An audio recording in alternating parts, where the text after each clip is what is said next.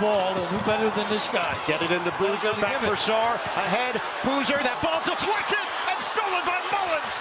Caravan, 2 seconds, Mullins tosses it out. Oh! It's good! We're point 3! UConn goes in front! Seconds to go. Got to cut and run through the ball, and who better than this guy? Get it into Boozer, back for Sarr, ahead, Boozer, that ball deflected and stolen by Mullins. Caravan, 2 seconds, Mullins tosses it out. Oh! It's good! We're point 3! UConn goes in front!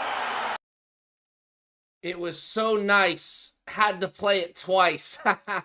Guys, welcome back to Fattal Factor.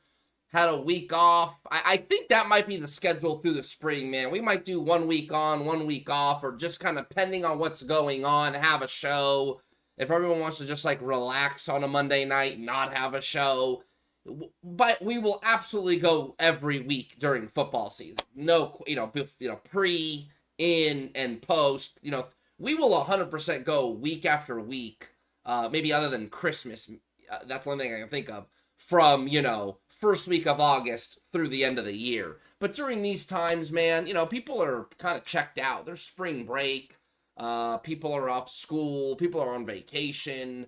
There's, now the football hires have pretty much settled in. I know there's a couple out there that still haven't made a hire, but long story short, I think sometimes Aram and I just look at each other and just go, hey, man, let's just let's just take a break. And I hope you guys don't mind that.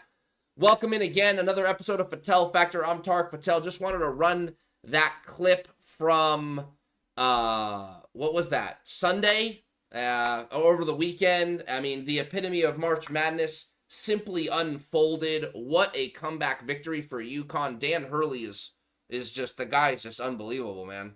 I can't, and then you've seen all the videos of him, getting, forehead to forehead with the official, staring him down. Weird dude.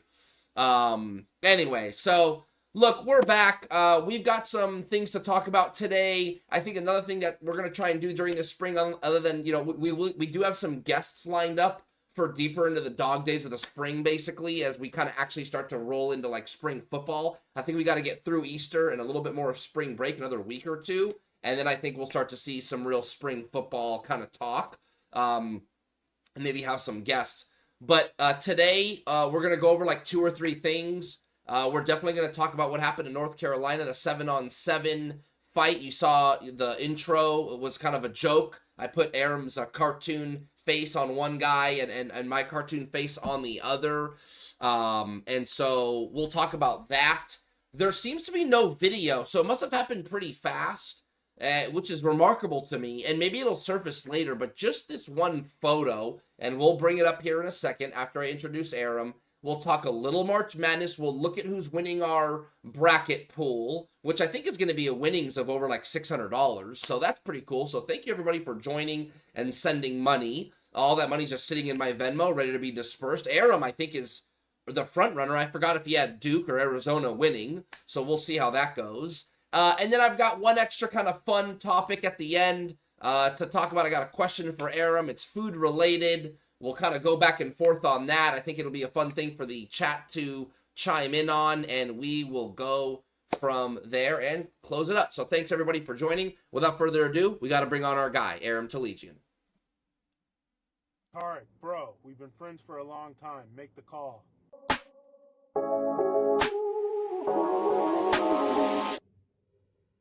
Aram, talk to me, brother. Hey, Tarek, what's up, man? Oh, let me get my Twitter off the screen here and get the chat up, because I think I wasn't seeing our YouTube feed come up in the embedded in the tweet. So I specifically tweeted the photo with the link. Okay, so right. Yeah, you're not gonna see the stream. That's correct. So that you actually kind of scared me for a second. Aram, what's up, man? How'd you enjoy the weekend and the games and stuff like that, man?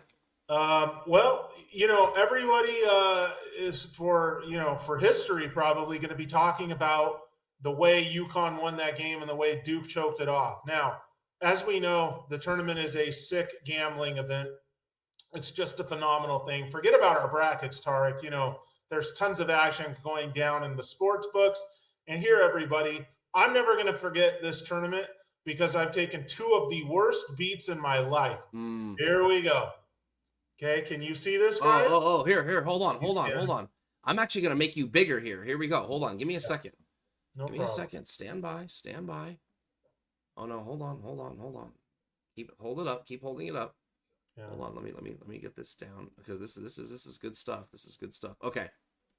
There we go. There it is. Okay, now explain. You're on the screen. So this ticket is over 2.5 number 1 seeds in the Final Four. Obviously, there's 4 number 1 seeds to start the tournament. Florida gets knocked off. We'll circle back to that in a second. Going into the Elite 8, there's 3 number 1 seeds alive. Michigan and Arizona take care of business. The last game of the Elite 8, Aram just needs Duke to win that game, and he's going to cash over 2.5 number 1 seeds to make the Final Four, plus 200. So this was $250 to win 500. And we know what happens. Now, circling back to Florida in the second round, I bet also over all 4 number 1 seeds to make the Sweet 16, minus 160 to win 100. So I had that to win 500. So whatever 160 times 5 is, I tweeted a picture of it. I posted it. I get beat because Iowa nails a 3 at the buzzer to beat me, right? Or they with 4 seconds left, but Florida gets like a brain dead possession where they don't score. And so I bring all this up to say this could be like the greatest tournament of my life, right? But instead, I'm taking tough beats everywhere. I get beat at the buzzer with Florida on that bet. The rest of the number 1 seeds make it, but not all the 1 seeds make it to the Sweet 16. That's a loser. And then obviously what happened to Duke yesterday, an all-timer, which is to say there is no betting the rent, betting the mortgage payment on sports, everybody. As much as we love to bet sports, it's great, it's a blast. But the problem is if you really like something and you're betting way over your skis and something like what happened on Sunday happens to you, like if you needed a Duke or you needed a Florida, I don't know, Tarek. I think you drive off a cliff. That's the problem. It can happen. Yeah, but the other flip side is you were so close it could happen. It could go the other way, and you could be elated and driving off a cliff with the future car that like the wings come out and you're flying because you made so much money. I don't know. It could go. It really can go both ways, and I know you know what I mean. I feel like some part of gambling. I mean, obviously it's losing is never fun, but there's some part of it where it was like, I don't know, something about the thrill of being so close. I don't know. There's something about that. Every gambler has a tail. Like not like literally a physical tail, but like a TALE, like a tail to talk about when it comes to their wagers. But overall, I kind of get the sense that you're ahead though. You did well. We're gonna see how it plays out. Okay. If the championship game is Arizona over Illinois, yeah, we will have done very, very well. But we'll see if we even get there because I need Arizona, Illinois in the final. And both of them could easily lose on Saturday. These are 2 pick'em games that are very, very difficult to call. But that's, again, what makes it exciting. So, we'll see what happens. Now, Tarek, about the game itself, Duke and UConn. Yes. Obviously, there's a lot of opinions as to what happened, what should have happened, what went wrong. And I have a lot of those opinions. I've noticed that, and since you're close to the high school game and you kind of know like the national recruiting scene, yes, the Blue Bloods are relying way, way, way too much on freshman talent, one and dones. And, you can't blame them. Duke the last 2 years has had, the Flag and Knipple team. And then this year, obviously, the Boozer team with several other freshmen in there. And then you're playing grown-ass men on Sunday, like a UConn, whose lineup, I think 4 of the 5 that I was looking at are juniors or seniors, grown-ass men. And when you're relying on freshmen in such a huge spot in a pressure situation, what happened on Sunday can happen. You have, Caden Boozer, instead of making a smart play, he's trying to how did I phrase this? He tries to advance the ball. There's no reason to, right? He probably could get the ball and See what I mean, look, and not to cut you off, but look, the press, especially in that situation, they're trying to create a turnover. But in general sense in basketball, you know, a lot of people that don't quite understand what a press is supposed to do is it's supposed to speed you up. So you kind of know you're going to give up some layups and maybe some open shots, but your goal is to speed the game up in hopes that in the totality, in the aggregate, it'll work out for you. And I only bring that up because in that moment, they sped him up. And he made a decision he didn't need to make. It wasn't so much the decision, it was that he even had to make a decision in that moment. He didn't have to. And that's what pressing does. And that's what the stress does. That's kind of what you're alluding to with these freshmen. The one thing I'll say about freshmen is, like, everyone's talking about Braden Burries, and I mean, I covered him like all 4 years. He was at Riverside Poly first. But really the last 2 years of his high school career, I mean, everyone knew he was going to be a pro. I mean, he was just so damn good. But it's out there. He's 20 years old. You know, so I think there are more in all sports. Quick sidebar, and I'll let you finish because I don't want to go on a tangent. But more seniors in high school are older now. Yeah. Or you're going to see 16-year-old freshmen and sophomores. I'm not mad at it, man, because now high school seniors are competing with the grown men you're talking about in the portal. You're not just competing with your peers anymore at the prep level. So what you do is, if I'm a dad and a mom, what's the rule? Okay, my kid can be this age up until this point. I'm making him as old as I possibly can. I don't care. Here's why. Because if I can put my kid in and he's that good, that's why reclassifying is so popular now, Aram. So you could be really old as a junior and just reclass, be a senior, and get the hell out of Dodge and go to college. No big deal. And so you're getting older freshmen now. Does that mean they're necessarily more experienced with game experience in college? No, but they're not 18 years old anymore, man. They're 19, 20. They are as grown physically as maybe the next guy, in my opinion. But the one thing that still lacks is the experience. Okay, so in my opinion, the difference between 18 and 20 as a male is night and day. And the difference between 20 and 22 is night and day. Now, I get it. You're saying these are not 18-year-olds. Yeah. I 18 and 20, I can agree with you. I'm not so sure about 20 and 22. But I'm with you. I'm with you on the buy. I get it. And notice that I didn't say in my original thing, hey, it was 18-year-olds making 18-year-olds mistakes. I get it. They play extra years. That's fine. But you have freshmen inbounding to freshmen who passes it to freshmen.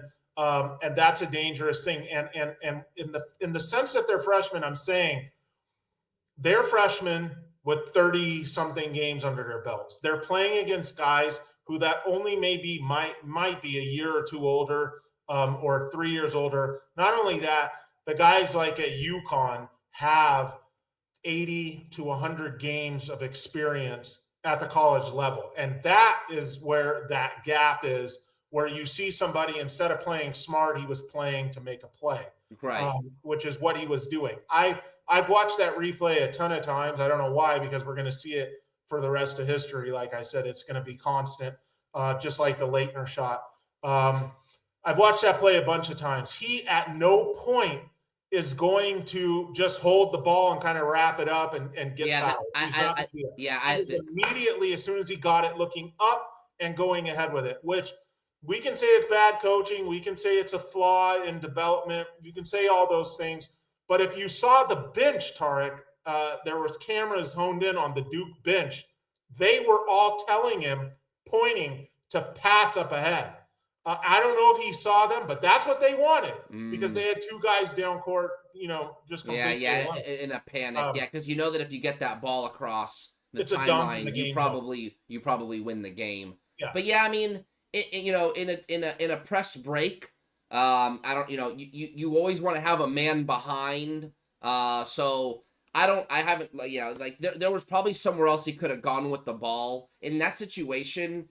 I just obviously you want to be careful of a 10-second violation, but that wouldn't have mattered because there was less than 10 seconds left in the game. There wasn't going to be one, yeah. So there you go. So really, you're just trying to play keep away. Advancing the ball is unnecessary. And so, man, what a tough way to go. But speaking about freshmen, man, I mean, Mullins, I believe, is a freshman, and he hit that 3, man. So kudos He's to like the them. only one they rely on that's a freshman. The rest of those guys like Reed, Caravan. Oh, Caravan for sure. Caravan's got like a million games under his belt. Silas, what is his last name? I can't remember. But I mean, it was they're all juniors and seniors. We'll it'll be interesting to see, how that all unfolds. Manny Alvarez actually brings up a good point. Just like the '93 Michigan bench when Chris Webber called the timeout and got the right.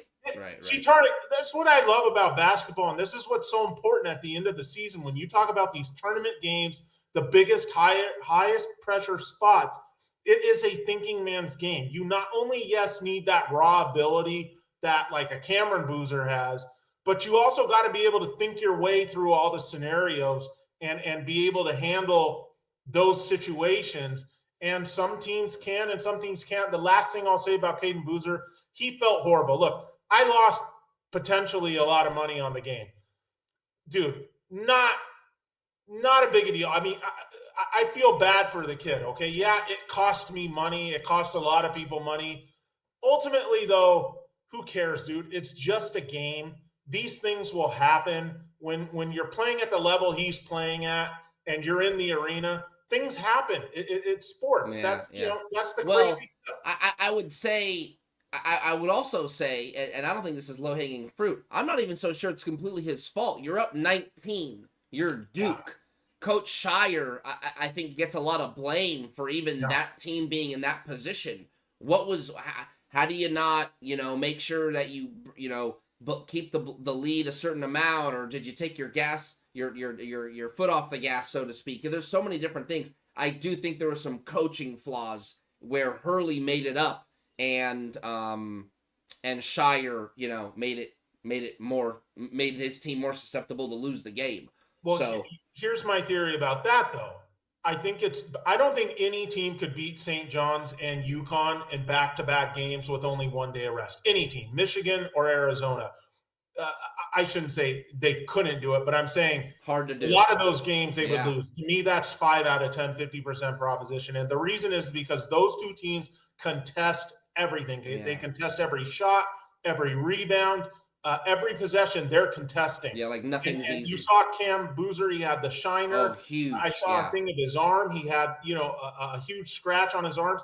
Those two teams are so physical that it's really taxing. And then when you throw that in again with freshman guys, I get it. They may be 18, 19, or they may be 19 or 20-year-old freshmen, but they're still 30, 34 games or so into their college career. But when you throw having to play those two teams, the way they bang you around,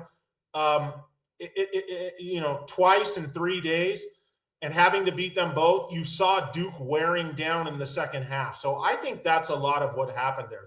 They were feeling, the wear and tear of having to play those. And why are St. John's, the Big East champ and the Big East runner-up, the 2 and 5 seeds in the same region? That's ridiculous. St. John's and UConn. That's just totally ridiculous. They should have been in separate regions. Just beyond stupid by the committee, but that's another story.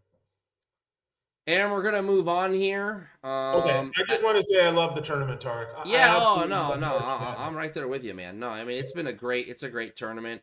And I mean that's it. We got the Final Four on Saturday and the championship on Monday night. So you can bet your damn bottom dollar we're not having a show next Monday. I'd say that right now. So, okay, Aram, we're going to go to this photo, man. This went viral today in so many different ways, and we're going to get into it here, ladies and gentlemen. If you don't know what we're talking about, this is a photo, and Aram, I'm going to make sure you can see this. Hold on. I'm watching the live feed. But still, you should be. I don't like that you can't. Settings. Like, you should be able to see my screen in 3, 2, 1, boom. Yeah, I see it. Okay, all right.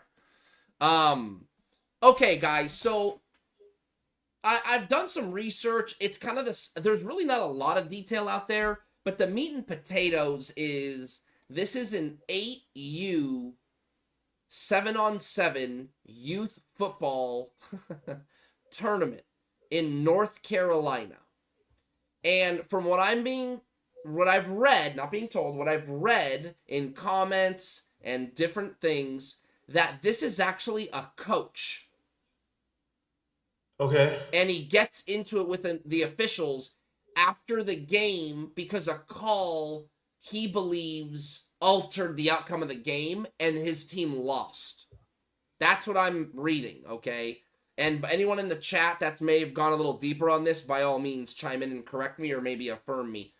Point is what we see here is this image, and again, I want to be careful, though it seems obvious, I don't know. There's another guy, you see his foot in the back. Maybe that guy hit the official. I don't know, right, Aram? I mean, we gotta be fair here in a sense. Yeah. But I'm getting the sense that it appears that this coach, the gentleman in the all black on the left, hits the official and he goes down and he's lying on the ground, and now he's squaring up with the official's partner, and that's the photo.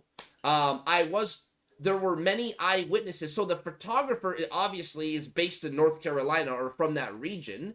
So people that are tied to that community follow this photographer because he must, shoot local sports in that region. So I'm seeing in his comments eyewitnesses and people that were there, which makes a lot of sense. So I'm being told that gentleman laid on the ground for about 15 minutes until he got medical attention, and that's really all I know. I've searched Google and stuff. I didn't see any charges pressed, or there were authorities, or this guy went. I didn't see much. I didn't see anything.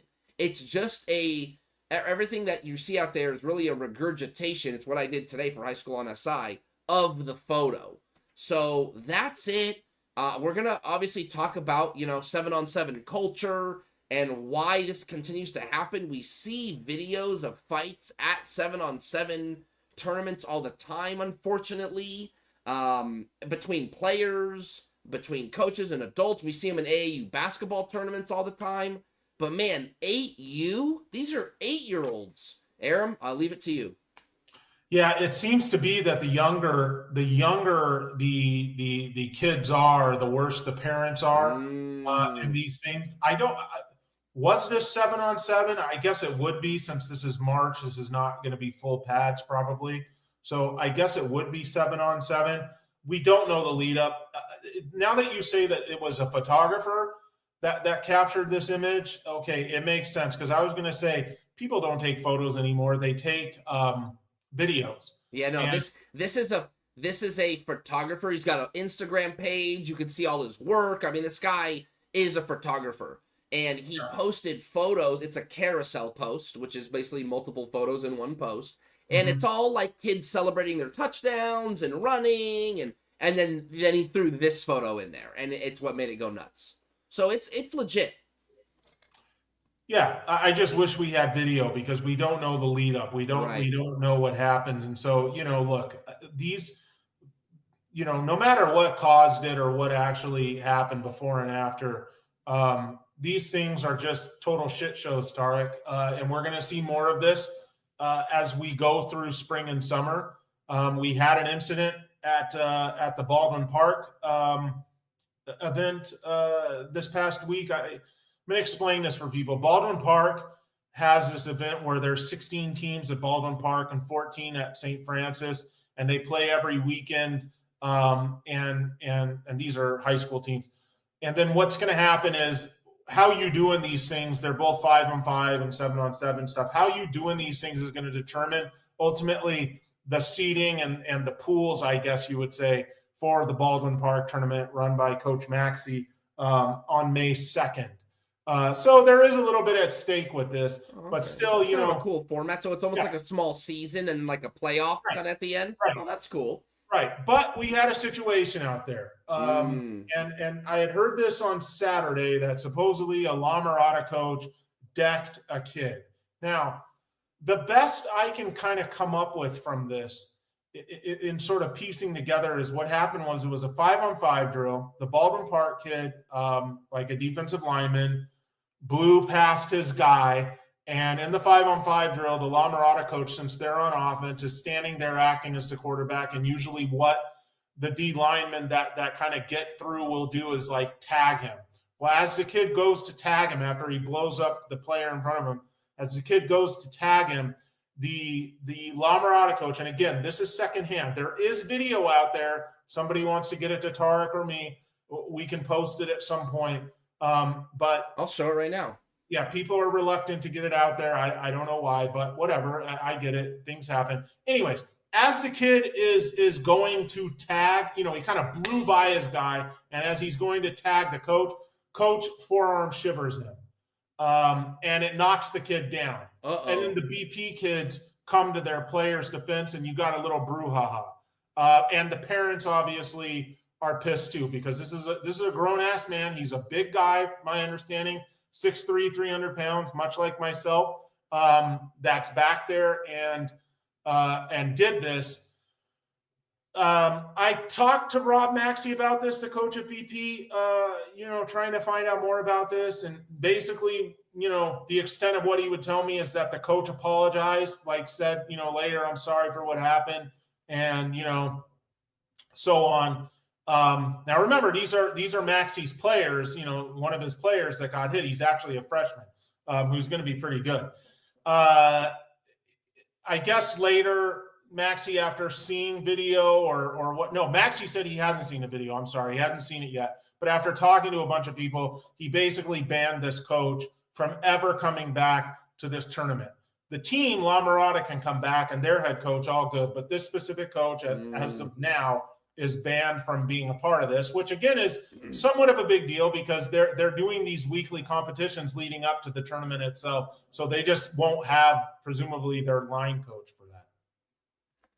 Yikes. Well, I think what we're starting to, not starting, it's unfortunate that, look, the 7-on-7s, the AAU, it's an off-season market for handlers and coaches to basically push their agendas, right? Whether it be monetary or trying to get a kid to a certain school for their benefit. Look, if you don't think in the high school level there's not kickbacks for getting a kid to go somewhere or to steer them to a certain program and hey man, I'll kick you back a few bucks. And that's absolutely happening. And 7-on-7 is the breeding ground for that because there's so much influence from adults and sponsorships, and you can get the gear and the free cleats and the gloves, and then comes all the pompous theatrics, right? You score a touchdown, you get in the other team's face, there's taunting. Dude, you can get all kinds of branded mouth guards now. Everything. It's almost like you're a walking billboard. So there's just money woven through it. There's not a lot of it's horrible to see. I don't see a lot of great values being taught. And let me tell you something, man. I will say one extra thing that's now dawned on me that I actually might think fix this. And a lot of people aren't going to like this. Man, I wrote a story on it. Chris Four kind of found out and posted it, and then I wrote a story. But hey, man, if the CIF brings boys flag football to high schools, it'll be in the spring. And I'll tell you what, man, that could be something where these coaches can actually hang on to their players, compete in the boys flag football in the spring. I don't know how serious they'd take it, but I think it would diffuse and kind of dissipate all the luster that's in the travel AAU. I'm not saying it would make it go away. I don't think it's an exact swap, one for one, but I do think if I'm just trying to think of if these private schools put together these badass flag football teams, instead of playing 7-on, they would just play flag football at their school with their coach, with their teammates, have fun in the spring, maybe win a CIF championship, maybe not, no big deal. Go run track. A lot of those guys are going to do track and flag. I wouldn't be surprised you run a boys flag football program, mostly for the football players. I'd be willing to bet you don't even practice 5 days a week. Practice 3 days a week, play the games on the weekends or on a Friday afternoon or whatever. Logistically, I don't know, man. I could see that being healthier for the youth football scene. What do you think about that, Aram? Yeah, I don't hate it. I'm trying to think, like, would these teams still do their Saturday thing, like with a lot of these tournaments? Well, here, okay, so that would technically be against the CIF rules. Oh, I see. Okay. See what I'm saying? That's that you're nailing it. So, like, look what happened with soccer. I know we don't pay attention to high school soccer, but I know you saw all the forfeits that had to happen because these kids were playing they were playing in MLS Next or Sunday leagues or whatever. Can't do it.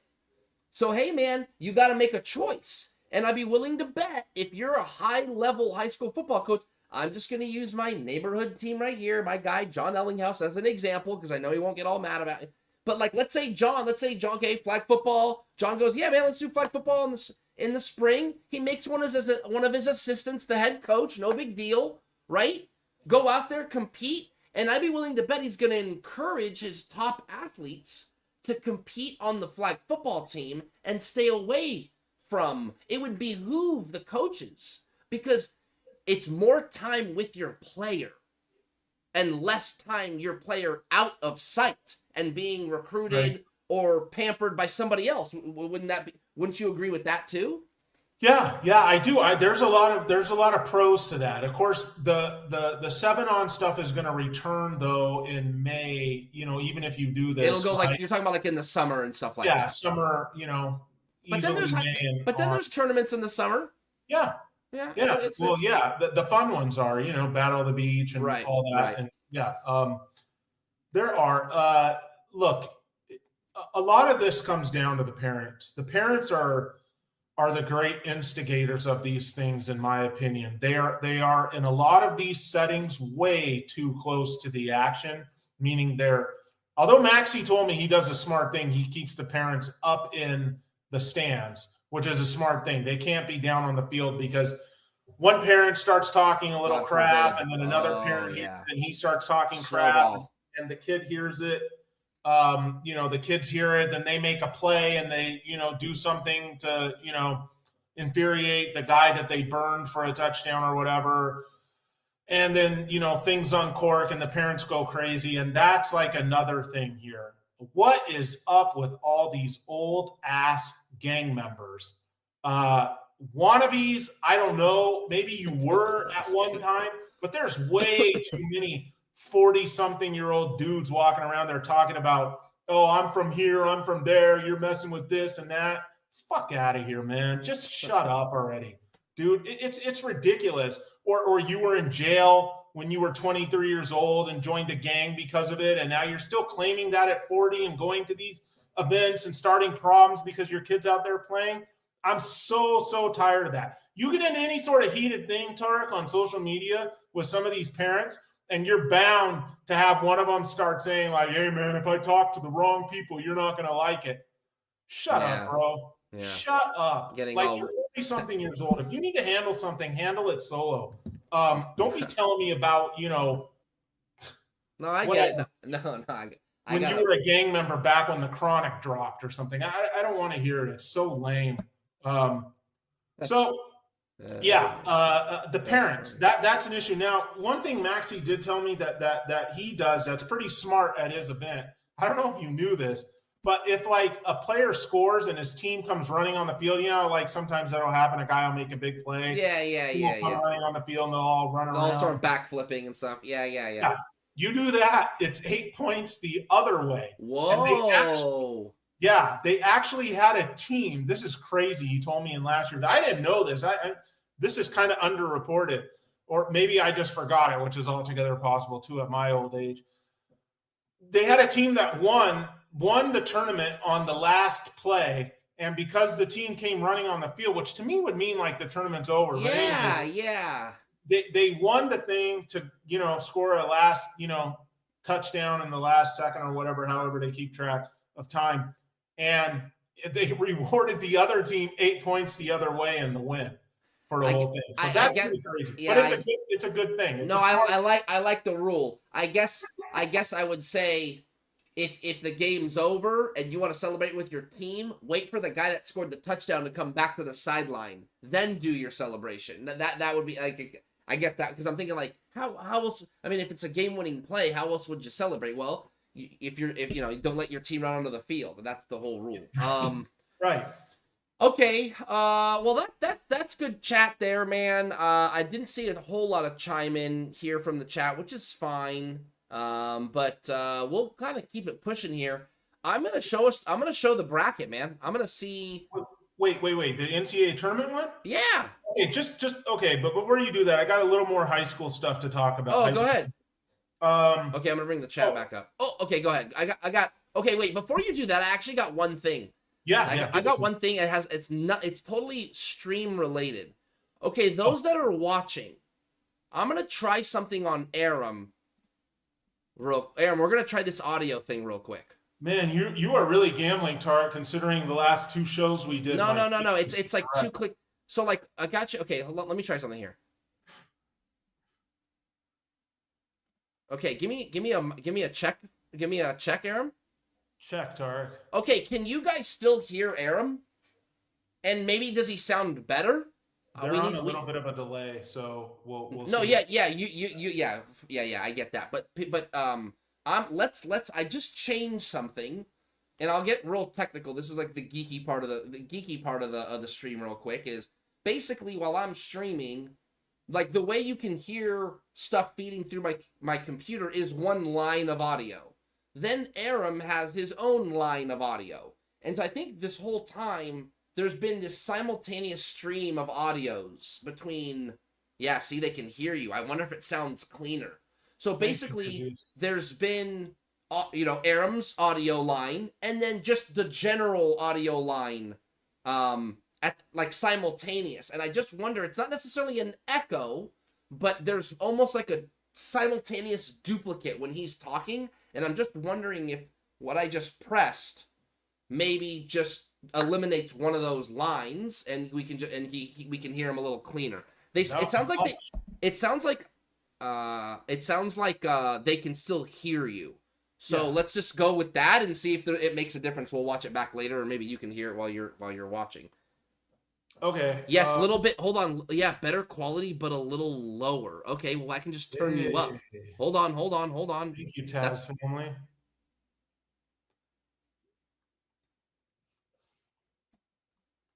Okay, I just turned you up. Hold on. Tarek's making inroads. Good. This is good. Yeah. So I just turned him up a little bit because I did have him just a tad down. Okay. So you guys let me know if the quality is better. And you can hear him better now. Thank you. And dude, that just might be the setting now for you, Aram. Because I think when we watch it back, it's not that we can't hear you or anything, but there is almost like, again, it's not an echo, but there just seems to be like you're talking in a chamber. All right. You don't hear that when you watch back the show? Yeah, I do. Yeah. Okay. So I think it's possible we've eliminated that. Anyway, go ahead. What were the couple things you wanted to touch on? No, yeah, if they can hear you, I don't think it's worse. Go ahead. Yeah, okay. Losing her, Tarek. Coach Miller. Oh, yeah. Down. Very, very disappointing because, hell of a coach doing Big good time. things at that program. Oh, yeah. And I guess the program got poached a little bit. Their QB, whose name escapes me, Tarek, transferred to Mater Dei. Yeah, Sakona, I believe. Yeah, he's a Polynesian kid, I want to say. So, yeah. And a good player, so nice get for Mater Dei, of course. But that was enough. Like Coach Miller, I think he even posted on social media. Correct me if I'm wrong. Like something about the state of the game and this kind of stuff. Well, I think Eric Sonheimer basically tweeted something like, "Look, man, he's just had enough. It's too much." So on and so forth. The sound is better on Aram because I only have to hear him once. Mr. Shepard. That's good. It might not make a difference, which is fine, but we're trying. So yeah, no. That's good. Go ahead, keep going. No, dude. You were talking about like Sandy maybe speaking for Coach Miller about. Yeah. Just I'm sure they talked, and both the Millers. I mean, Coach Keith Miller watches our show. Jason Miller, maybe he pops in here from time to time, though I don't think so. But definitely had my interactions with them. Two good guys. Two guys that really want to develop kids. Look, I mean, for God's sake, one's at Losing or one's at Bellflower. It's not like they're necessarily out there chasing the money. I got to give them that. I think they're in it for the right reasons. I do think they're movers and shakers. I do think they're connected, and if they can get kids, they can get kids. They're not saints. I think they would, Coach Keith Miller's probably laughing right now because that's the truth.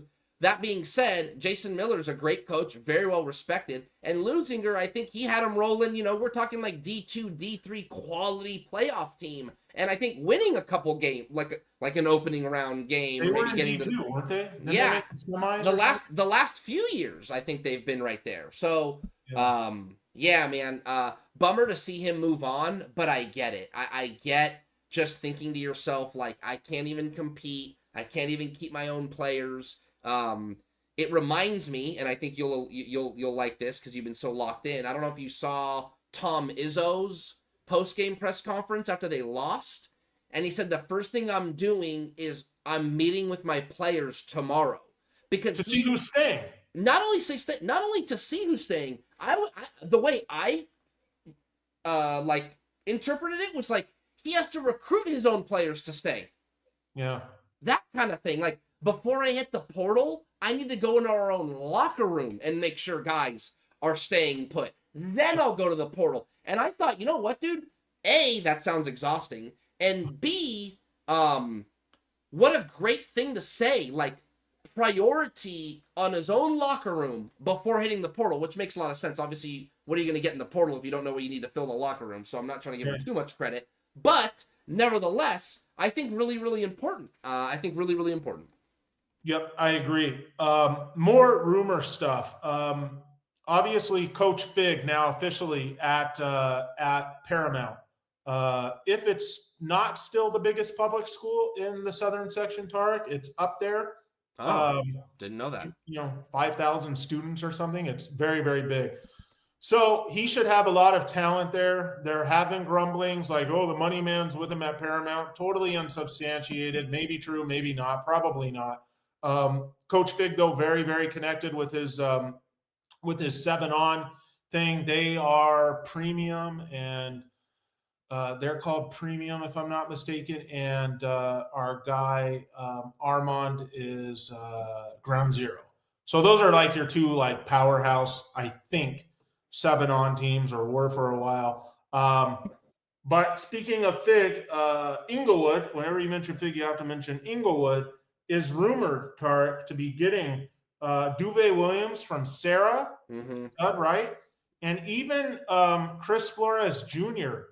from Olu. There's rumors that, and again, I don't know if these transfers have happened or are going to happen or whatever. Again, this is just rumor mill stuff. Don't know, to what extent we're working with of the truth here, but these are just rumors that I'm sharing.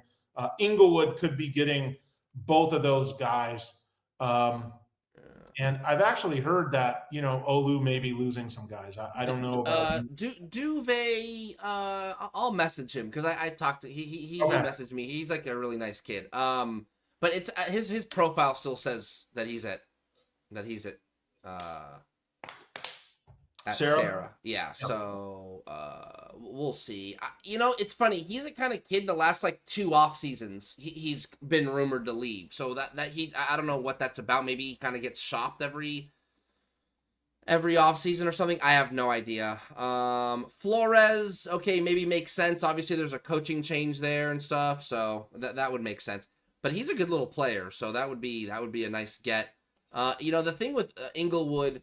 They're never really that deep, and I believe their coach is Milvon James, and right, that's his brother. Yeah, okay, and so yeah, man, he always has talent, but they're 35 guys, 40 guys. Yeah, that's just how they do it. So they didn't have a very good year last year, so a little different for them, but we'll see. A lot of people forget that's where Hassan Longstreet was.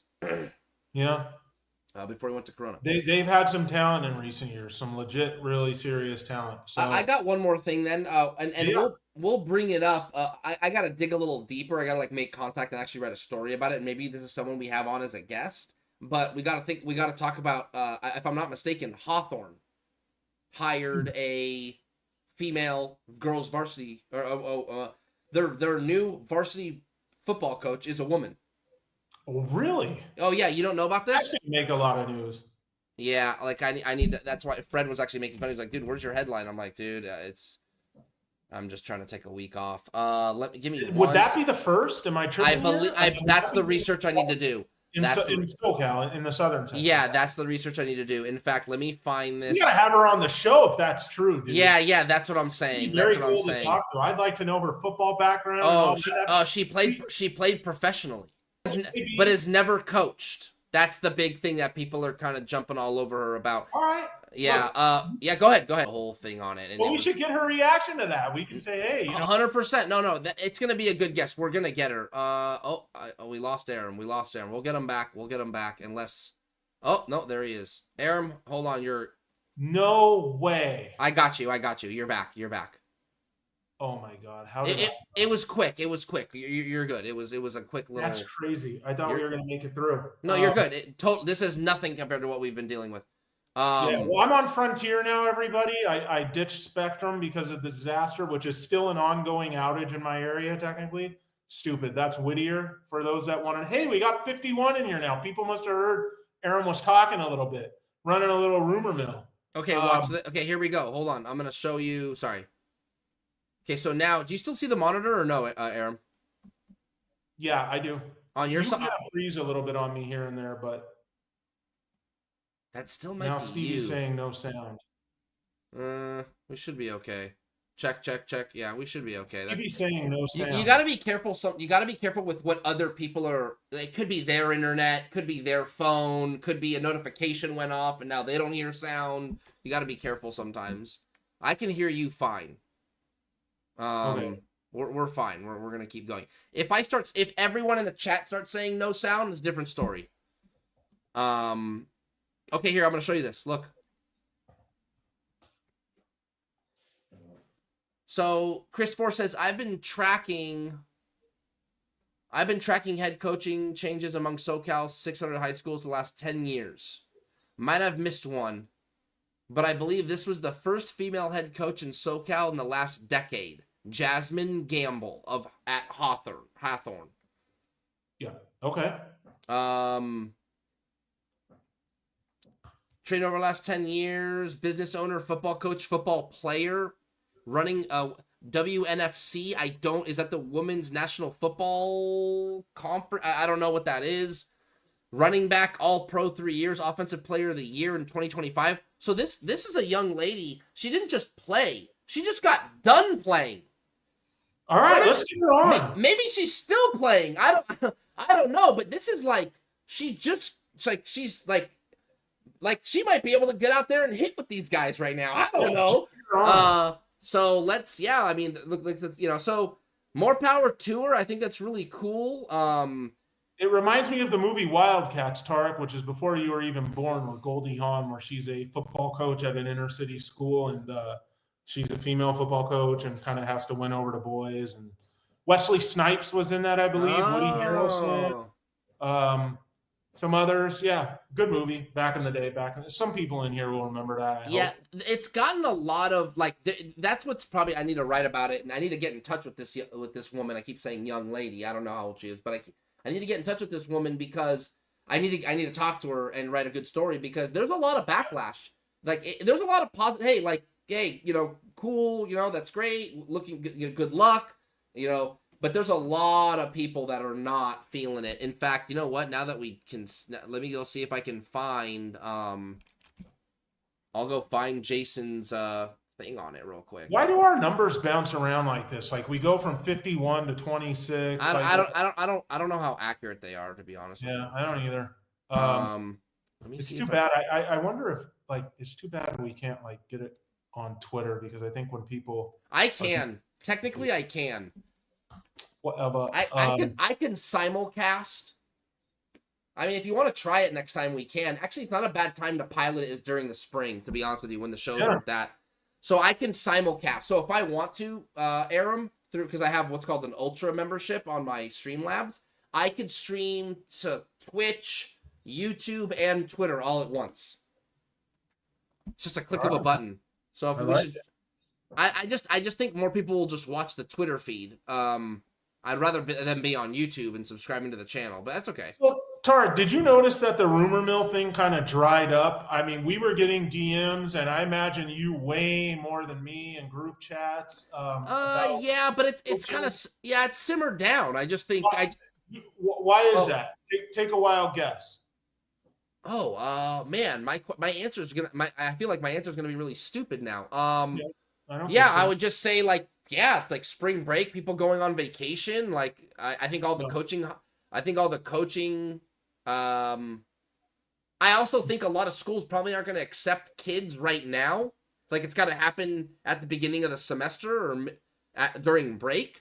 So I think there's a lot of communication going on right now, but nothing's going to happen until the summer. That would be my guess. So in our group chats and stuff like that, those are all coaches, basically that are, in the group chats that are saying, hey, so-and-so's taking this job, or so-and-so's in the top 3, or they're interviewing at XYZ place. All these guys dried up, Tarek, and got quiet after the coaching carousel ended. Nobody is saying, hey, so-and-so left here, checked in there, or hey, I'm getting this guy in. It's all quiet because of the CIF crackdowns. Because of all that stuff, nobody wants to tell you that they got all these transfers. Nobody wants that out there because they don't want scrutiny. They don't want any of that stuff. They want to keep it quiet, stay quiet. But ladies and gentlemen, it's gonna come out here because you're gonna have to have your kids out there at these passing tournament things. As Tarek and I start to get out there in the spring and summer, we're going to see who exactly is where and has what was a good rumor and what wasn't. It's coming. So you can't keep it quiet forever. And once that happens, of course, we're going to blow it up and talk about it. I can't find Jason Brown's thing right now, but you weren't going to play it, were you? Yeah, I would have. Yeah, I don't care. No, dude. What? I know how he talks. All right. Yeah. I like his show for whatever it's worth. I think people, if that's his opinion, whatever, I get it. It rubs people wrong sometimes. Dude, I like believe in, shit, just look at my Twitter feed right now anyways. Yeah. So I'm down for. I think he cusses way too much. And his message probably gets. He probably has. Okay. What you're? Yeah. You would cut out there. Yeah. That might have been me. That might have been me. Hold on. Yeah. When you leaned back and said something, I didn't. Yeah, I think it's okay. I don't think it's the end of the world on the viewer side because it just buffers. This is way too much. That's it. I just think he cusses too much. That's basically it. Yeah, I got you. Yeah. Well, so the message gets lost. It's just too much. Yeah. I think they have a really good alternate show. I really do. How far it can go, because like you said, he doesn't hold back. How far it can go as far as like bigger media and stuff like that, I don't know. But YouTube, how far it can go as far as like bigger media and stuff like that, I don't know. But YouTube's a hell of a place, man. They're getting 5,000-6,000. They're great during football season. It's I'm sure a lot of people in here listen to it. It is what it is. But yeah, I would love to get her on. That would be fun. Just find out like why do we want to try this, and what are the haters saying, and yeah. I think we can count on that. Okay, before we, because I am seeing something's. I am seeing. Yeah, on my side, I am seeing some frames being dropped, but it's very subtle. But it's maybe you might be experiencing it more than the viewer. Okay, watching through our feed, you were cutting out like really bad on the YouTube feed. It's hard because I can't really hear you. Yeah. It should be better now. I just completely cut out. Like I'm watching the YouTube feed, I went black. I don't know, bro. I kind of don't think this is me because I just did a speed test and I'm like at 1,000 Mbps. Yeah. It's not a speed, like I do a speed test. It's not a speed test thing. It's a packet loss thing. And it's just two different. Yeah, I'm doing a speed test right now. I'm running it. Mine's well over 900, 920, 930. It's climbing 940. So it's not a speed thing. It's a packet loss thing, and that's what's annoying. So Is it me or is it you? no, I think it's me. But not enough to crash the whole thing, and that's really all that matters. Do you have Spectrum? Yeah, I do. Hmm. Yeah, I can't even get Frontier here. They don't. It's not a provider. Spectrum. I didn't want Frontier. It's just my neighbor told me, well, we have Frontier, so I'm like, okay, It's well, like then I'll switch. they just got like a monopoly out here. Okay. So then, if that's the case, man, let's kind of just let's read the tea leaves here. We're right about an hour anyway. Brackets, yeah. Okay, let's talk bracket. Yeah, let's get the brackets up, and then I got my one question to end the show, and then we'll talk that, and then we'll get out of here. Thanks everybody for watching. If you could like the upload speed, merchants right. I have good upload speed too, plenty for a stream. So do I. Yeah. Yeah. But again, it's I've had packet loss issues for a lot. I've had technicians up here. It's a whole thing. Okay. Let me share this. We're gonna talk brackets, and then Aram and I are gonna discuss something, and then we'll be out of here. Let's see, YouTube chat. Monitor. Okay. Let's see if I can make this bigger. So we're just gonna look at some of the top brackets here and see who's in the running, and then we'll look at the top 2 or 3 here. So look at Mark the Shark is up there. So Dale Collins is an old this is a gentleman that I know. Dale Collins lives in Arizona. He's a Wildcats fan. So it's funny. He has Arizona winning the whole thing, and he's all the way at the top. Let's take a look at his bracket, if we can. Yep. Can I go back? Yeah, I can. Let's see what, yeah, I mean, this guy didn't miss much. I mean, he had the Duke, he had UConn, he had Illinois making a little run. That's good. He had Arizona, of course. He did have Purdue, Michigan. I mean, this guy had a nice bracket going. So let's do this, Tarek. Let's just say what everyone that you mentioned has in the Final Four. He correctly has Arizona, Michigan, UConn, Illinois. Yeah, that's crazy. Yeah, that's crazy. Yeah, no, you're right. He is going UConn over Illinois in that semifinal, and then Arizona over Michigan, with Arizona beating UConn in the championship game. All right. Yeah, he's sitting pretty. Yeah, that's a good situation, unless Arizona loses to Michigan, which would mean Mark the Shark, who's sitting in second, is now all of a sudden looking good. Mark the Shark's Final Four. I got on the screen. He had Florida over UConn, so he's missed there. He can't score any points out of that side of the bracket. But he's got Michigan over Arizona, and then I think in his championship game, yeah, he would have had Michigan over Florida. Okay, so he's still got a little bit of a shot. Obviously needs Michigan to win. Dwayne Cephas, by the way, Mark the Shark, in the SGV, very well-known guy, has a popular Spaces on Wednesday night. Everyone knows Mark the Shark. Charter Oak Associated. So yeah, hopefully Shark, maybe you get this done here and rep the SGV. Duceps, he's in third currently, but he has Duke winning it all. I don't see a path for him, right? Because of that, so we can skip that and then go to your boy Aram, who has Arizona over Illinois, and I think that's where I would separate from Dale Collins. Is that I have Illinois beating Duke, but still, a win is a win at this point. If Illinois beats UConn, that'll be like pretty much the same thing. I'll get the points for that.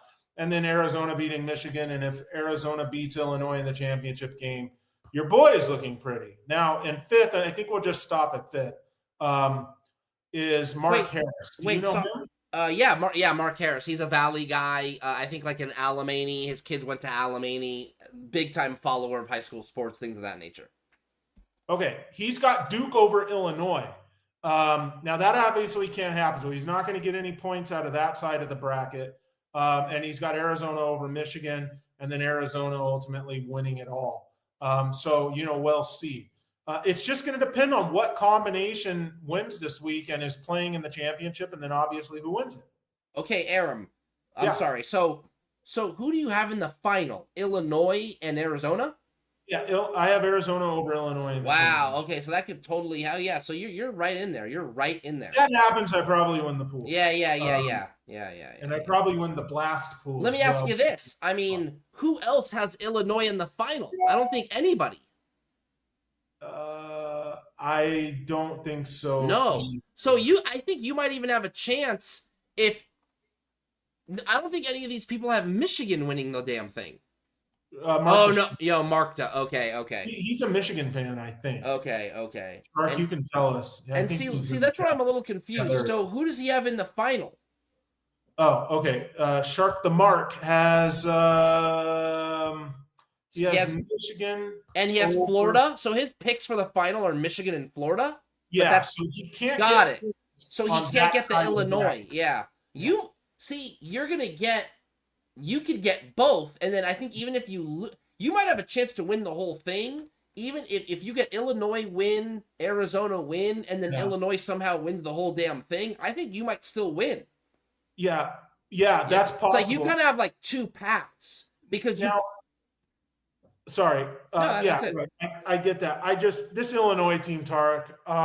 I'm going to break this down for everybody. After the national championship in college football, I start focusing on college hoops, and I always think it's like the perfect time of year because that's late January, and I get a whole month to study up on these teams before we get to March Madness, and I form a good opinion, and I make it very public.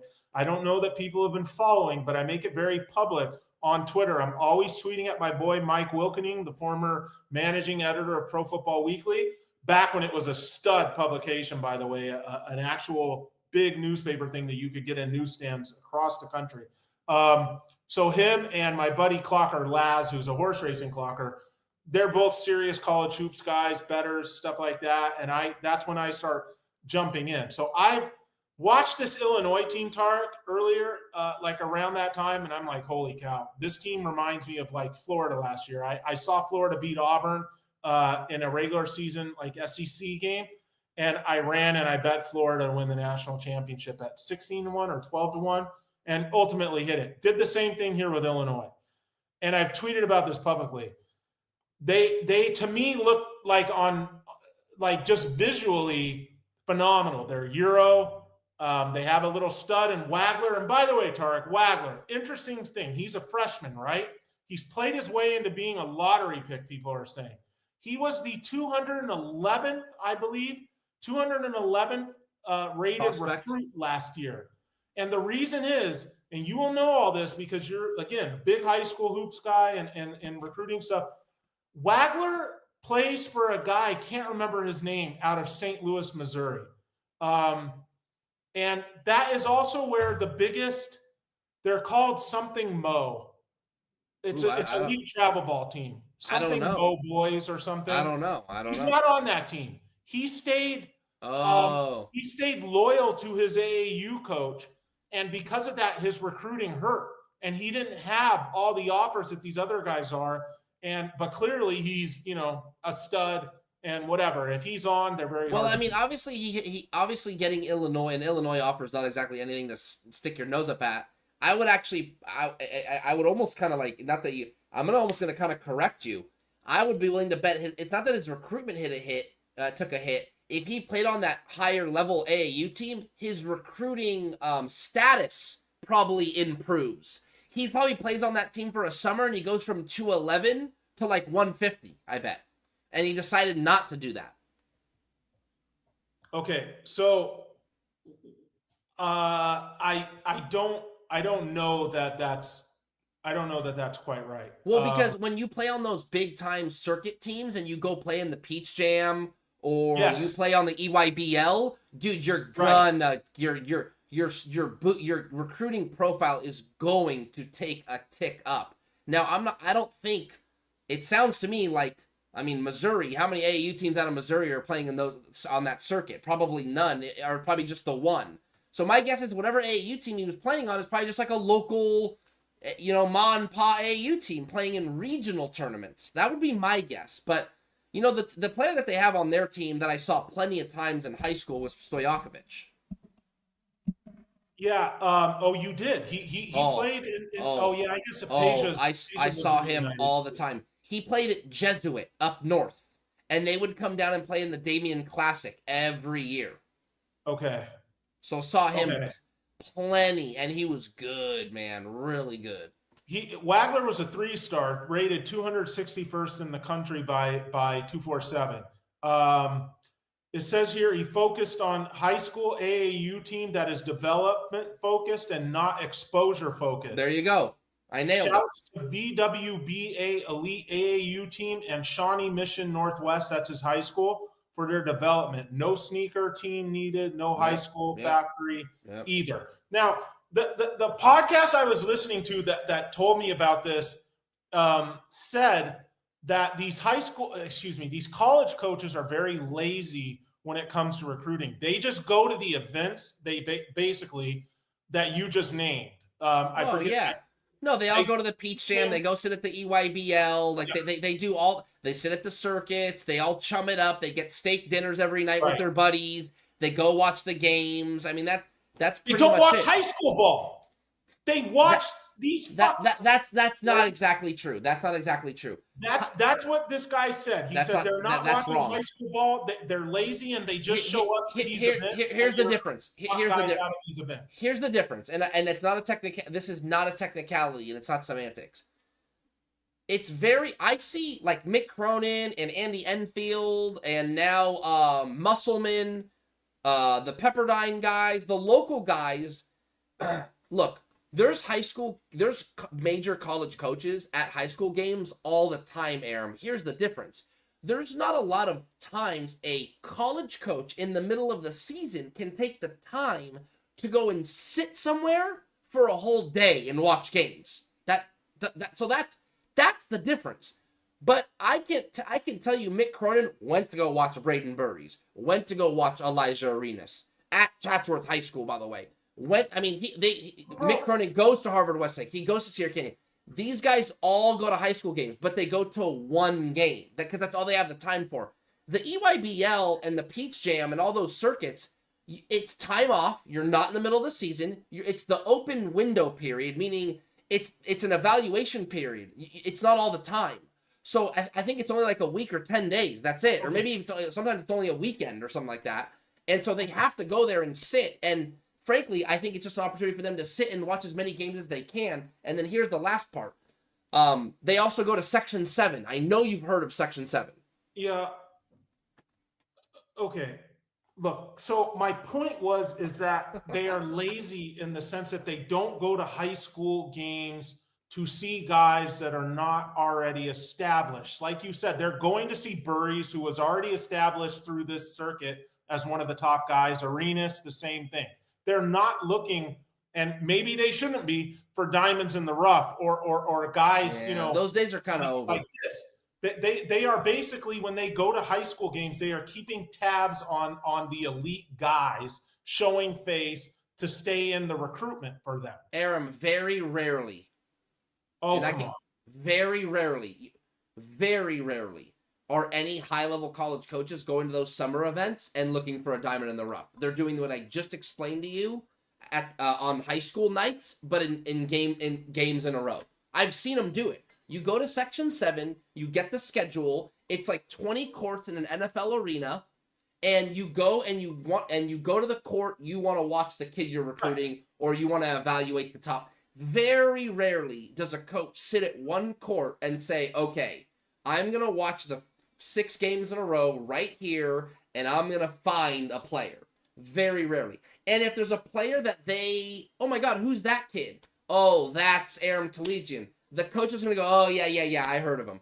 Anyone worth their weight in salt is going to be known about. This Wagler kid, I can guarantee you regionally and locally and statewide was absolutely known about by every coach. I'm telling you, within the Midwest, I can guarantee you, or else their coaching staffs are not doing their job. Whether you recruit him and whether you offer him a scholarship is a completely different story. But knowing who he is, that's different. And here's what I'll say. The 247 Sports ranking, those guys go to all those big events. So if that kid played on the major circuit team, I guarantee you he wouldn't be 211. He'd be like 120. But he stayed loyal to his guy, to this coach, and therefore didn't get the exposure at those events. Tarek, if you look at his offers, Illinois was like the best one. It was like Colorado State, Oral Roberts, stuff like that. He did not have like, other Midwest or like, yeah, I got you. Illinois, like I don't know what the thing was with them that they saw. If somebody tipped them off and then they looked further at him and said, "Oh yeah, wow, okay, we get it. There's a little story here. This guy wasn't at Peachtree or whatever, Peach Jam, because he wasn't there because he's staying loyal to this coach, but he's just as good as those guys." There's really good stories about it. Anyways. What I'm just saying is that visually, Illinois checked all the boxes. Their problem is they're not very tough down low, in my opinion. So we'll see. I think UConn can beat them up down low. It's a really, really interesting game. But anyways, yeah. So if people follow me on Twitter, like to any serious degree, they know I was talking about this Illinois team. This is the same team that blew a huge lead. I had one of those guys I told you about at the UCLA game against Illinois at Pauley. And Illinois is smoking them in the first half. And my buddy's like, this Illinois team is like one of the most impressive teams I've ever seen in person. And they blow the game. UCLA pulled like a UConn, comes back and dominates the second half and wins that game. And Illinois did that several times down the stretch. But, they've put things together a little bit, got a favorable draw, and here they are. So we'll see. Obviously, you're rooting for Arizona, and obviously you think Arizona is going to win. I mean, that was my pick. I didn't like Michigan because they lost their backup point guard, who I think is better than their starting point guard, Kason, to a knee injury. But they've looked pretty good. So again, at this point, all four of these teams, any of them winning, I could see. I think Arizona's good, but they have some flaws. So does Michigan. If Michigan's hitting their threes, they're damn near impossible to beat. Yeah, Michigan's so damn big. They are. Man, that's a hell of a matchup, bro. Ginormous. Yeah, that'll be courts in that game is just phenomenal. That'll be a fun game. Well, good luck to those still in the running, including yourself, Aram. So, yeah. Dale Collins could be the winner, could be Aram, could be Mark the Shark, and it sounds like Mark Harris was the other name, if I'm not mistaken. Yeah. In the mix for the bracket challenge. Okay, I'm gonna bring up chat, and then Aram and I are gonna. I'm gonna kind of ask Aram here. This is gonna be the last thing to finish off our show, and it's this, ladies and gentlemen, boys and girls. Last week, we talked about, though the show doesn't exist anymore, it's just another story for a different day. But last week, we talked about, like, hey, like, what do you sleep in? Like, is it like you sleep in shorts, sweats, socks, no socks, undies, no undies, shirt, no shirt, whatever. Okay, this week, a little bit different change of pace. I'm asking you, Aram, who has the best fast food French fries? Okay. Again, people that chat needs to chime in on this. Chat needs to chime in on this. Who has the best fast food French fries? Go. People that follow me will not be surprised by this, but it's KFC. And I'm not. What? No. I'm not talking about their potato wedges. I'm talking about their KFC fries. The best fries in fast food. I know. I cannot believe that's the name you just pulled. KFC? I told you earlier today I wouldn't tell you, so you would be shocked, and here we are shocked. Okay. KFC has the best sides in fast food, bar none. But oh my gosh, this guy. Okay, so what makes the fry so good? Because if anything at a KFC, if I had to, like, I haven't had a KFC French fry in a decade, but I'm thinking, like, what is it about? Like, is it, like, potato-y and fluffy? Like, are they, almost like a wedge? Or are they skinny fries? They're not skinny fries along the lines of like a McDonald's or In-N-Out. They're a little thicker than that, but I would not call them thick. And these are, again... Steak fries? No, not steak fries. Steak fries are phenomenal, but nobody really serves them. They are along the lines of like a Burger King sized fry, if people know that, or a Wendy's sized fry. Okay, kind of like a larger square cut. Yes, but they are flavored much better. And again, these are the fries, not the potato wedges, because a lot of people know KFC for potato wedges. Tarek, dude, I'm telling you, go just order their fries. Take Brie. I know she likes fries. Yeah, she'll eat French fries, but she will not. I will Venmo you the money if you're not saying wow. She and will I'll not. give you. She won't. She will not go for KFC fries. Oh my god. Oh, well, then take them, bring them home in a different bag, and then say, "Hey, Brie, I got these from Joe's Burger Joint," and she'll be like, "Wow, Tarek." Okay, and then here's a hack: dip them in the KFC gravy, but you don't need to do it. You can just have them with ketchup, or you can just have them plain, and they're phenomenal. Wow. All right, so KFC, I've said enough. What is yours? KFC. I am a basic ass French fry dude. And I don't think there's a better French fry out there than McDonald's. All right. Yeah. If you said In-N-Out, I'm closing up my computer. No. As much as I love In-N-Out, I love In-N-Out. I think you know that. You know my order. Love their burger. I'm not saying their fries are bad, but I wouldn't even say In-N-Out fries are top 5. They're just. No. Now, here's why they're like, if Brie had to order a French fry, it'd be from In-N-Out. Because they're the most like natural. They cut the potato, it's like salted. There's 3 ingredients. That's it. So I give them credit for that. But like, if I'm going through fast food in general, like I don't give a rat's you know what. Like, give me the junkiest thing you got. So for me, fresh McDonald's French fries, as basic as it is, very hard to beat in the French fry category. My underrated French fry, Del Taco. Yes. The Del Taco French fries, not wrinkled, you said, or what did you say? Crinkle. They're crinkle cut. Yeah, they kind of got like a little kind of flair to them. Yeah. Very, very good. Very good. Another one, though, again, I think you could argue top 5. It's out there. Can't go wrong with Jack in the Box curly fries. Oh yeah. With some ranch. Have to have the ranch, large lemonade, iced, and then I'm a big jalapeno popper guy. So I get the whole. Yeah. They're just good. Yeah. I can't tell you the last time I got Jack in the Box. I mean, I maybe get it like once a year. And it's usually during football season. Friday night, it's midnight now. The game went into overtime. I'm starving. There's nothing open. I will just get an order of regular tacos. I get curly fries, a large lemonade with like just millions of pounds of ice in it, and then I get the jalapeno poppers, and I get ranch dressing. But those are kind of my top 3 fry. Now let's go to the chat. Let's go to the chat here. Bro, one thing though is like I've had a ton of trouble lining up a place that has burgers I like with fries that I like. I love the 3x2 from In-N-Out, but I don't like the fries. Okay, let me ask you. The fries at McDonald's, Del Taco, KFC. KFC's not serving burgers. Are you a guy that doesn't? Like you stay away from cheese, or you're cool with cheese? Hell no, I love cheese on my. Okay, then Aram, listen, I'm fighting fair here because the French fries from In-N-Out aren't all that great. They're good. I want to know to freak out. But they're not great. You just got to get the fries animal style. No.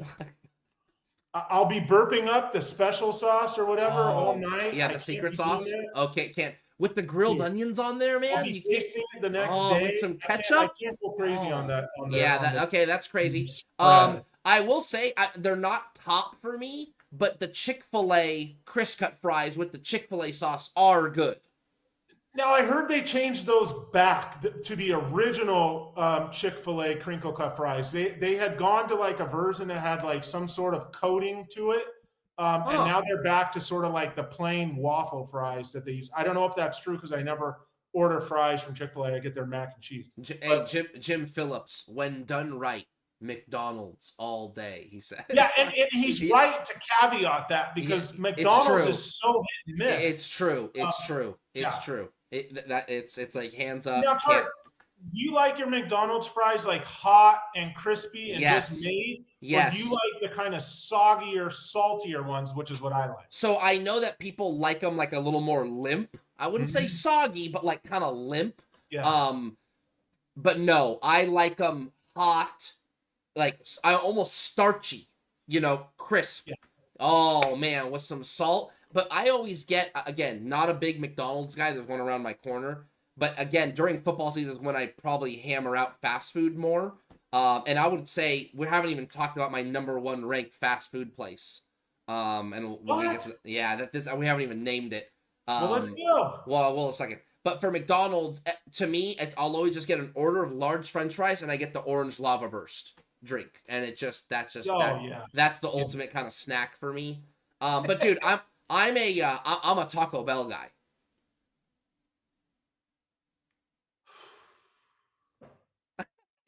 Is this where it ends, man? Is this where we just kind of let bygones be bygones? Like, after all the things we've been through, huh? This is where this is I've done some sick stuff. I get it.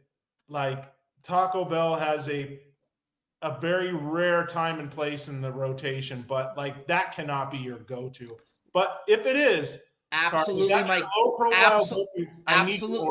absolute go-to. I get the Mexican pizza meal with the 2 soft taco supremes, and I get a Baja Blast. Mexican pizza, 2 soft taco supremes, Baja Blast. If I'm really hungry, I get a steak quesadilla on the side. That's the order. The Mexican pizza is undefeated to me, man. With fire sauce, it's over.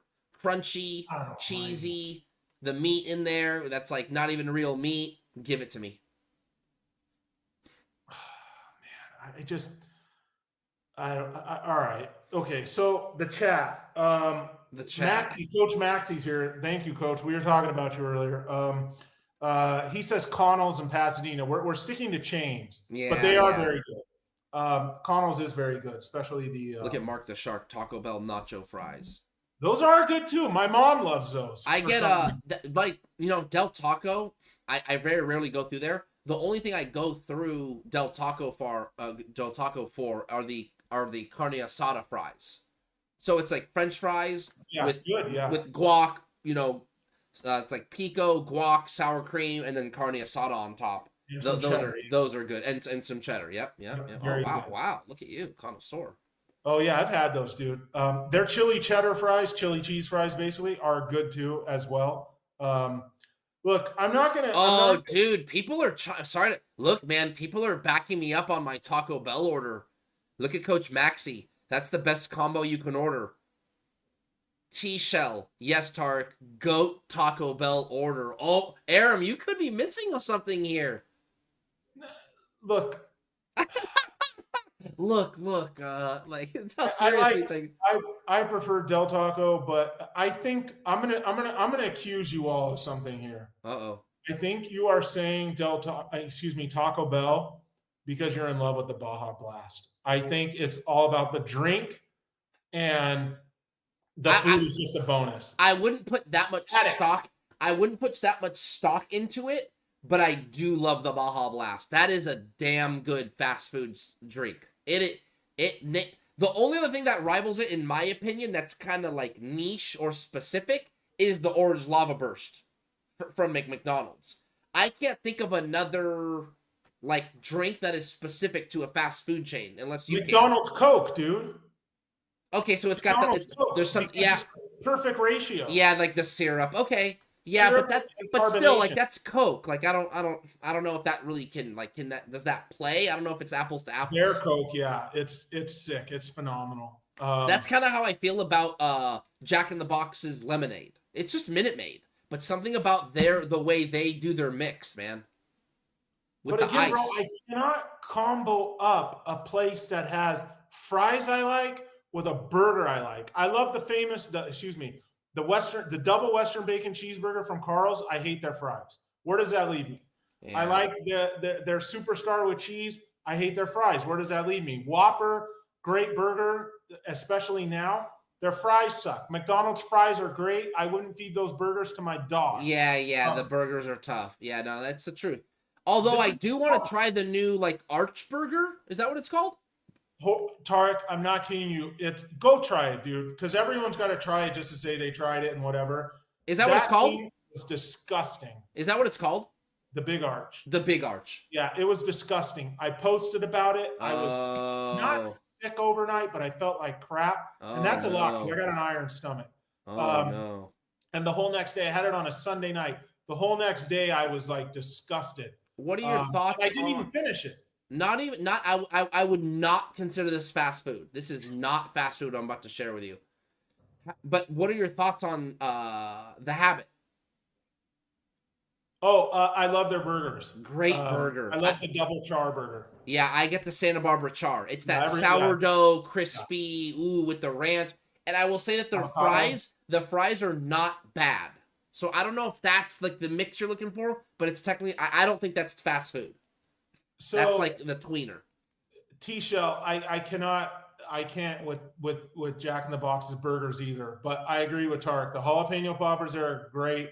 The regular tacos, curly fries, are phenomenal with ranch as well. So are the jalapeno poppers with ranch, and their chicken egg rolls are good. But their burgers, I just can't pair them. They're not good. What did you just say right before that? Jack in the Box? No, you had mentioned a plate. The Habit. Yeah. My problem. I was starting to put the Habit in the rotation steadily, right? The main reason you go to the Habit, in my opinion, is for the whole char thing. The charred burger, cooked, over a flame and gets the marks and stuff like that. Last time I went to the Habit, I ordered a burger and I watched the chef. He took prepared, it was already cooked. He took it from like the side and put it on a grill, not the one with the fire underneath it, but like the flat grill, like he reheated it there. And I'm like, dude, that's not what we're doing here. I like those burger places where you order that and they cook it over flame, but they start it out raw. Yeah, of course. See them throw it on the thing raw and they cook it. Oh man, that's phenomenal. I love that taste. Dude, it's a great discussion, but again, my problem is the Hat's great too. We're gonna. I know they're somewhat of a chain, and they're opening one in Vegas right now. The Hat has. If we can go that route, I would say those are the best fries. Have you ever in KFC's? But we're sticking to like the mainstream. Yeah, we had this discussion on the phone one time. This is probably about a month ago. Did you ever go and try the Stand? Stand. We talked about it. There's one in here in Northridge. I think you said there's one out in Pasadena or something.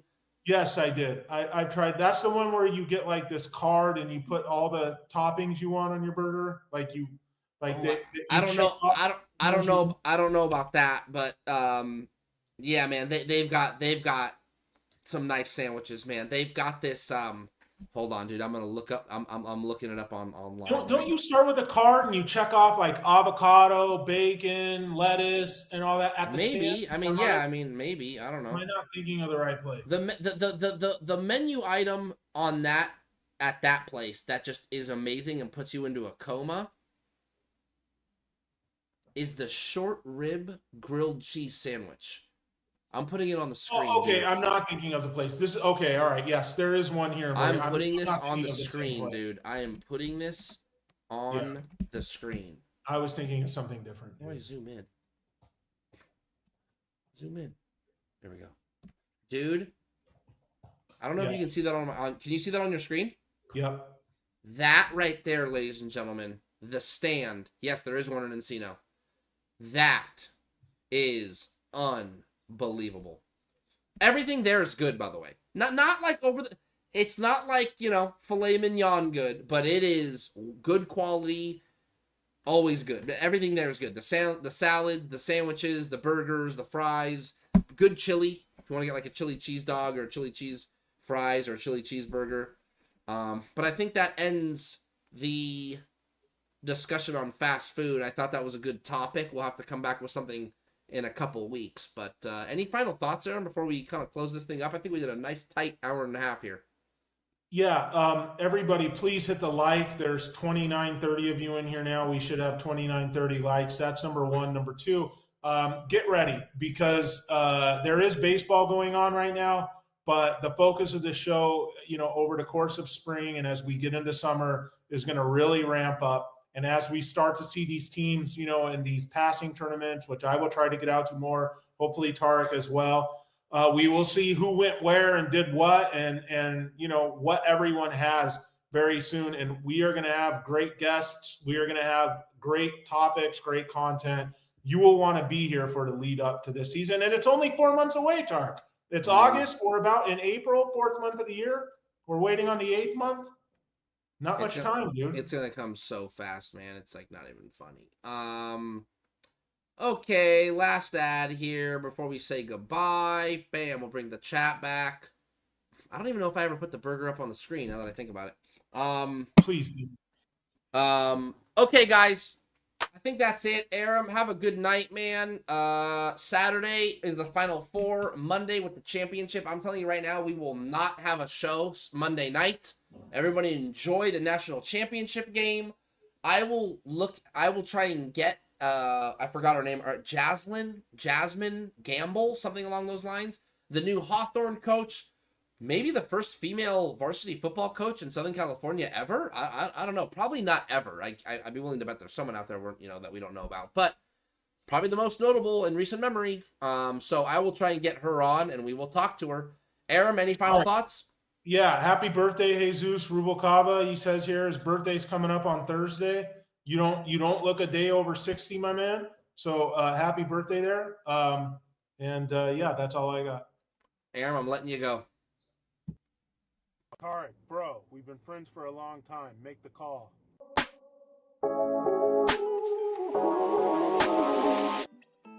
All right, ladies and gents. We made it through.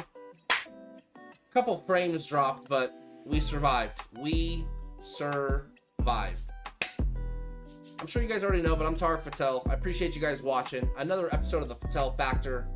We talked a little college hoops. We talked about this, the like, I can't believe, like 7-on-7 8U. We got officials getting knocked out. I mean, what's going on? Stay tuned for that. Maybe some video will surface. Guys, enjoy the rest of your week. It's the spring. I golfed last week. I'm golfing on Wednesday. Things are starting to slow down for me. I'm not saying baseball and softball and track and field and those things don't matter. It's just the intensity of it all. And so I take a little bit of time, man. I just slow down. There's a little bit of housekeeping with basketball. Gotta get out to like the all area teams and the all region teams. And all that. That's kind of been done. Like to try and spend some time with my wife, my family. You know, we got Easter. We got spring break. So it's just trying to take a downshift. It's a downshift. And then as the playoffs roll around in the spring, that's when I will shift back into gear and full sprint into about mid-June, and it'll all be done. Guys, I appreciate you watching. We'll be back in 2 weeks. It'll be April when I see ya. Have a great rest of the week. Enjoy the Final Four, and don't ever forget to take the job seriously, but never take yourself too seriously. Have a good night.